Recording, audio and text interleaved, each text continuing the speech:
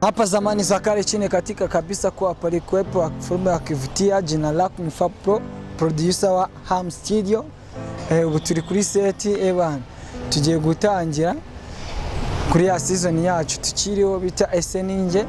Ubu tugeze kuri episode ya 5, ya 6 iri soon. Alright, mudusharinge, mukore like, share and comment, subscribe, nimuyibagirwe kabisa. So turi kuri scene tugiye gushutinga, katutangirana n'umu director Mr. Vibes Rwanda.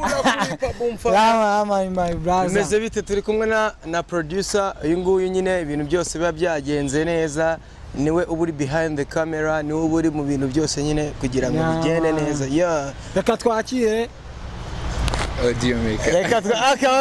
Okay. Mbere ko twakira audio maker, nitwa Mr. Vibes Rwanda, ndi umunyamideli guturuka muri Muranyira. Ni HAMU Studio iri hano, and also I'm also casting coach too.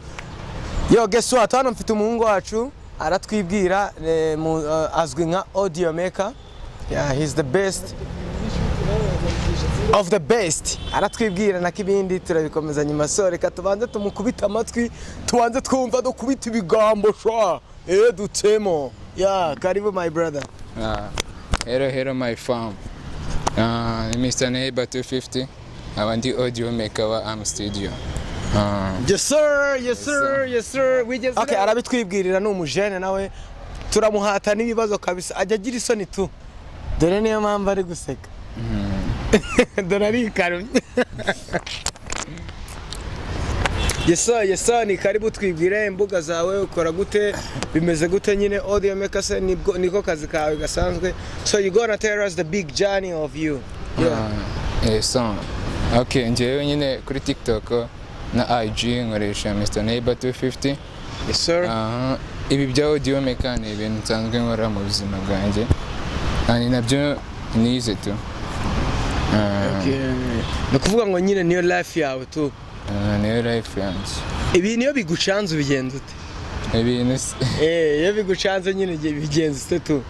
Bira nyine ari ukuntu ubundi ibintu iyo bigucanze iteka n'iteka bari igisubizo inyuma tu. Akibivuga guys, ari abantu batunenze kuri nuze kuri episode ya kangahe. Ubwo nyine yaradutuburiye. Ariko by the way ntabwo yadutuburiye, arabizi uretse ko hari akantu kari kajemo. Turabakire. Bari n'ikibazo cy'ibikore. Niba bashaka uzadusupport. Ariko dukeneye na support ku bantu man. Tuba dukeneye na support. Haba support y'uburyo bw'amafaranga, support nyine yo kudusharingira izi stuff, support nyine mu buryo wowe ushoboye tu.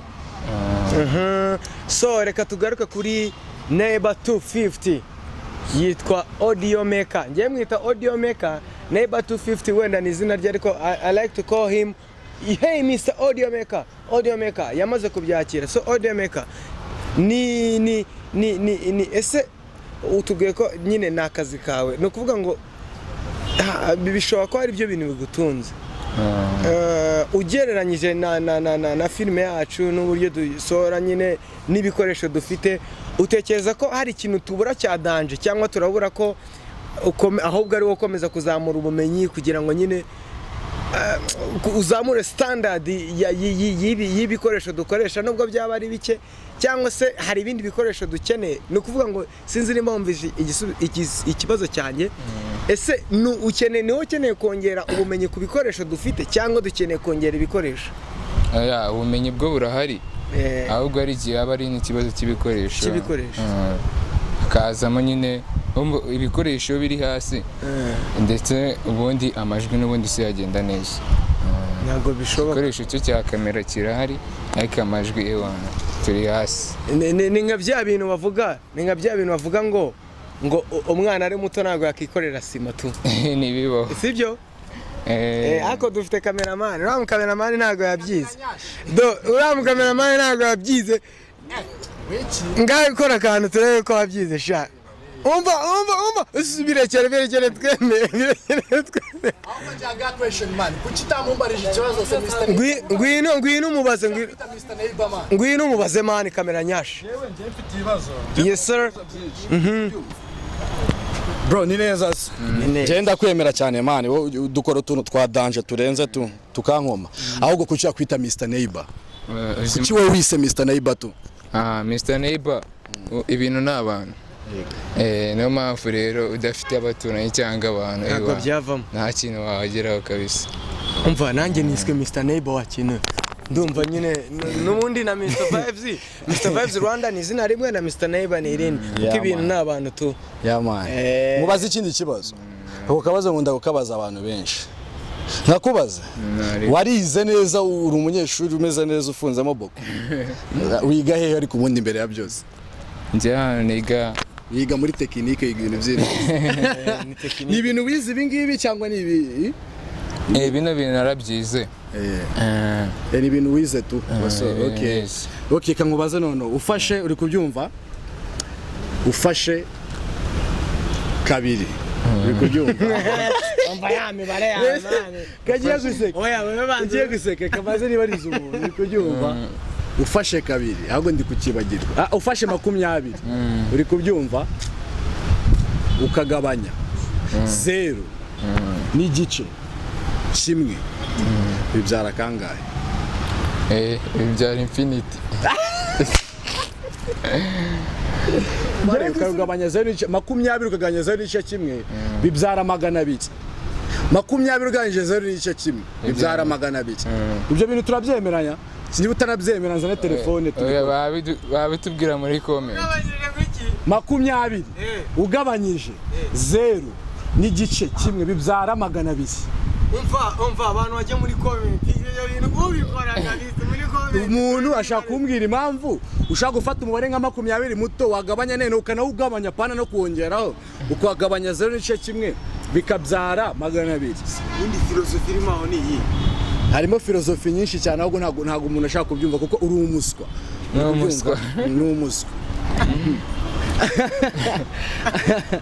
bro data tuganiriza ubundi tuganiriza tubwire byinshi abantu benshi babifuza kukumenya ari kubyumva abantu benshi baba barifuje kumenya wagwane se n'indi dukora bira bintu urabizi no kuri fast move ya mbere twakoze bakatabona ibintu muza bore amashusho ameze nka kuri ibintu bimeze neza nka kuriya ni ibintu bya danger bino tubwire tuganiriza kuri Jani nyine ira filime ukuntu bimeze n'iki n'izindi projet uri gupanga ziri imbere ibintu nk'ibyo kabisa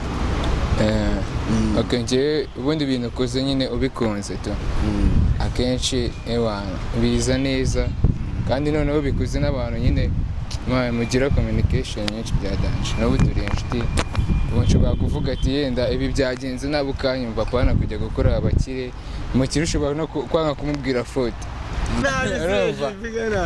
ari igihe mwana bifatana nabi ariko kuba mutaba mwisanzuranyeho ukumva ni ibisazi kumurabura ngo byapfuye kandi niwe wabiteye none se muri ese ninjye harimo abakinnyi benshi nuhe mukinnyi kugora ibiri kumufata uri kubyumva niwe mukinnyi ukorohera utugurutsamo kabisa nta bintu byo gutinda mu nzira wabona nyine abenshi ni abatangizi tu bose biragoranye wenda kwemera wayashaka umuvuze kubera ko ari wari yazi impamvu se man icyambere cyo so wa muntu nyine uvuga ati ari ukuntu man umuntu asoma ibintu script yose akayibloka ariko uyu nguyu ntabwo yirirwa apfa kuba agende nyine kuri content wamuhaye ahita yiyamenya nyine akahita byaplika bivuge neza no kubera ko avuga cyane oya umuntu avuga cyane ose se umubona ariyaminiye icyambere bitwaye umuntu uvugira muri metero man bikumvikana bro imagine aravuga tu oya aravuga kandi